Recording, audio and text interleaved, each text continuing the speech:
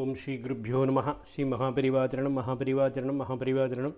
இன்றைக்கி தெய்வத்தின் குரல் பாகம் 5 சங்கர சரித்தம் என்ற தலைப்பில் பிரிவாக சொல்கிறது. மேலே வாசிக்கிறது பக்கம் 978 ஆரம்பிக்கிறது.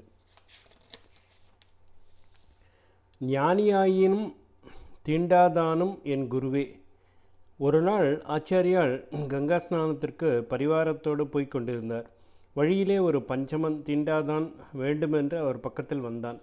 தள்ளிப்போ என்றார் ஆச்சாரியால். உடனே அவன் சில கேள்விகள் கேட்க ஆரம்பித்தான். அன்னமயாத் அன்னமயம் அதவா சைதன்யமேவ சைதன்யாத் த்விஜபர தூரீகர்த்தும் வாஞ்சசீக்கும் பிருஹீகச்ச கச்சேதி. த்விஜவர என்று ஆச்சாரியர் கூப்பிட்டு கேட்கிறான். த்விஜவர என்றால் பிராமண சிரேஷ்டர், பெரிய ஐயரே என்று கூப்பிட்டிருப்பான். அதைத்தான் த்விஜவர என்று போட்டிருக்கிறது. ஹீன ஜென்மா என்ற ஒருத்தரை எட்டி போகச் சொல்லும் பெரிய ஐயரே, போ என்று எதையோ போகச் சொல்கிறேயே, எதுகிட்டேருந்து எதை எட்டி போகச் சொல்கிறே? சோத்தை தின்னும் எலும்பும் மாம்சமாம் மலமூத்திராதிகளோடு வளர்கிறதே தேகம் என்று ஒரு கூடு. அந்த கூட்டில் ஒன்று இன்னொன்னின் கிட்டே வரப்படாது என்று உன் அபிப்பிராயமா? அன்னமயாத் அன்னமயம் இல்லாவிட்டால், அதவா என்றால் இல்லாவிட்டால், இந்த இரண்டு தேக கூட்டுக்குள் உயிர் என்று இருக்கிறதே, அதிலே ஏதோ இரண்டு இருக்கிற மாதிரி பிராமணனின் உயிர்கிட்டே பஞ்சமனின் உயிர் வரப்படாது என்ற அபிப்பிராயத்தில் போ என்கிறாயா? அந்த உயிரைத்தான் ஆத்மா என்பது, ஞானமயமான சைத்தன்யம் என்பதும் அதுதான்.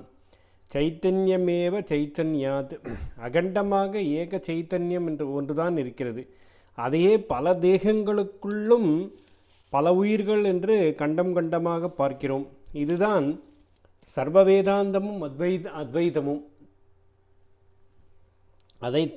அதை சொல்லித்தான் அந்த தீண்டாதான் கேட்கிறான். இருப்பது ஏக சைத்தன்யம் தானுமாதலால் இந்த தேகத்திலுள்ள சைத்தன்யம் வேறே, அந்த தேகத்திலுள்ள சைத்தன்யம் வேறே என்று ஆச்சாரியால் நினைத்து, பெரிய ஐயரின் தேகத்துக்கிட்டே ஹீன ஜாதி எனப்படுபவனின் சைத்தன்யம் வரப்படாது என்று சொன்னால் அவர் அத்வைதியே இல்லை, வடிகட்டின துவைதிதான்.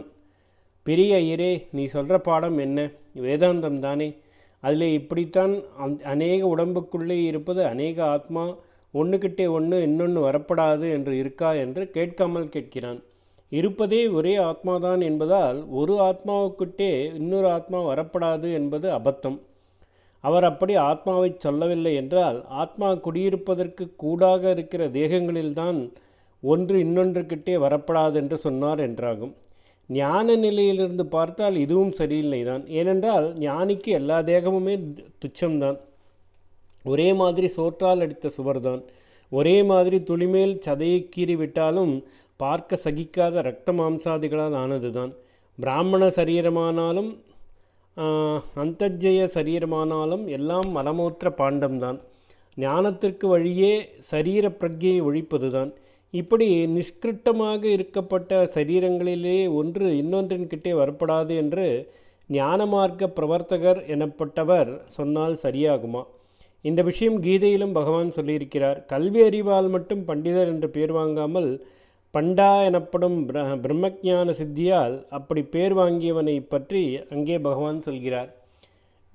வித்யா வினய சம்பன்னே பிராமணே கவி அஸ்தினி சுனிசைவ ஸ்வபாகே ச பண்டிதா சமதர்சினக. பண்டிதன் எனப்படும் ஞானியை பற்றி இங்கே பேச்சு. அவன் எல்லாவற்றையும் சமமாக பார்க்கும் சமதர்சி. எல்லாம் ஒரே பிரம்மம் என்று தெரிந்து கொண்டவன் வேறு எப்படி பார்க்க முடியும்? மிருகஜாதிகளை எடுத்துக்கொண்டால் நமக்கு, அதாவது அஞ்ஞானிகளுக்கு, பசு ரொம்ப உயர்ந்தது, கஜமும் ரொம்ப உயர்ந்தது என்று தோன்றுகிறது. நாய் என்றாலோ நிகிருஷ்டமாக நினைக்கிறோம். அப்படியே மனுஷ ஜாதிகளை எடுத்துக்கொண்டால் நல்ல படிப்பு வினயமுள்ள ஒரு பிராமணனை பார்த்தால் உத்தம பிறவி என்று தோன்றுகிறது. அதுவே நாய் மாம்சத்தை தின்று கொண்டிருக்கும் ஒரு பஞ்சவனை பார்த்தால் தாழ்ந்தவன் என்று தோன்றுகிறது. இப்படி மிருகங்களில் எது உசத்தி தாழ்த்தி, மனுஷர்களில் எவனவன் உசத்தி தாழ்த்தி என்றிருப்பது மட்டுமில்லாமல் மிருகஜாதி மனுஷ ஜாதி என்றே வேறே ரொம்ப வித்தியாசமாக தெரிகிறது. ஆறறிவு படைத்த மனுஷ ஜாதியை விட மிருகஜாதி தாழ்ந்தது என்ற எண்ணம் இருக்கிறது. ஆனால் சமதர்சியான ஞானிக்கோ இப்படி மிருகஜாதி மனுஷ ஜாதி என்ற வித்தியாச பார்வையே இல்லை. இதுவே இல்லாதபோது ஒவ்வொரு ஜாதிக்குள்ளேயும் இது உசத்தி இது தாழ்த்தி என்ற பாவனையும் இல்லை. இந்த விஷயத்தை பகவான் சொல்கிறார். வித்யா வினய சம்பன்னான பிராமணனாகத்தான் இருக்கட்டும், அல்லது நாய்மாம்சம் தின்னும் சுபாகே தீண்டாதானாகத்தான் இருக்கட்டும், பசுவாக யானையாக நாயாக இருந்தாலும் இருக்கட்டும், எல்லாவற்றையும் ஞானி சமமாகவே பார்க்கிறான் என்கிறார். ஸ்ரீ குருப்பியோ நமः. ஸ்ரீ மகாபரிவாச்சரணம் மகாபரிவாச்சரணம் மகாபரிவாச்சரணம்.